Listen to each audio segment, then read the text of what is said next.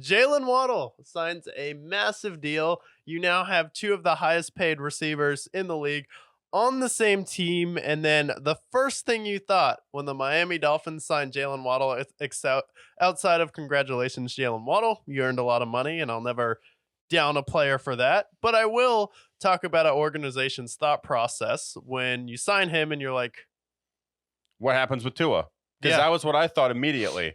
When Jalen Waddle signed, I thought first, as you mentioned, congratulations, Jalen Waddle. Deserving of his money. I believe he's making $27 million per year now, along with Tyreek Hill's $30+ million per year. Woo. But I immediately thought, I'm like, okay, well, if they're paying two wide receivers top wide receiver money, this must mean that they're going to draft a quarterback soon enough, because Tua's about to be making $50 million, allegedly, according to multiple sources. So if they don't want to pay Tua, then naturally am I crazy here to have that projection that that's potentially what they're going to do, as they are paying just about everybody now?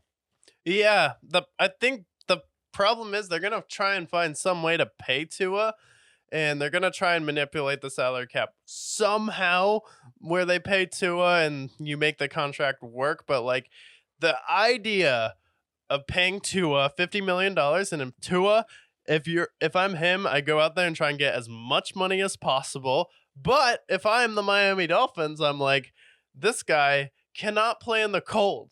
This guy can't play up against winning franchises, and he looks completely clueless against the best team in the best teams in the NFL, a la in Kansas City versus the Chiefs, where that was kind of a winnable game for Miami. When you talk about how explosive this offense is, where you talk about having the fastest players in the league, you have Tyreek Hill, you have Jalen Waddle, you have Devon A-Train, you have Raheem Mostert, and the list goes on. They were so good that they let Mike Gesicki walk to New England.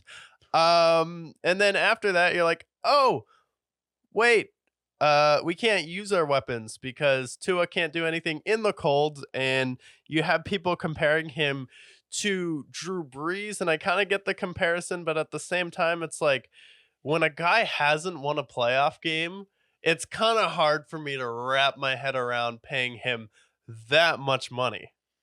Yeah, because the players who are making $50 million are Joe Burrow, who has made it to a Super Bowl, Patrick Mahomes, Josh Allen, who has made it to an AFC title game, Lamar Jackson, who has made it to an AFC title game, Jalen Hurts, who has made it to a Super Bowl.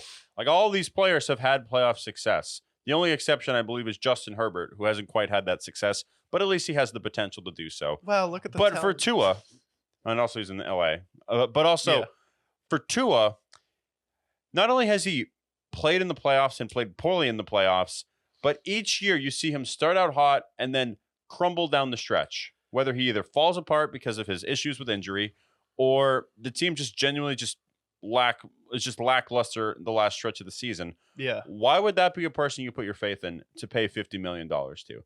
They're going to pay him $35 million, maybe, but 50, that's a little much. Yeah, and Tua's one like bad hit away from having a tough conversation to be like, is football worth that anymore when I've banged my brain around my head this many times?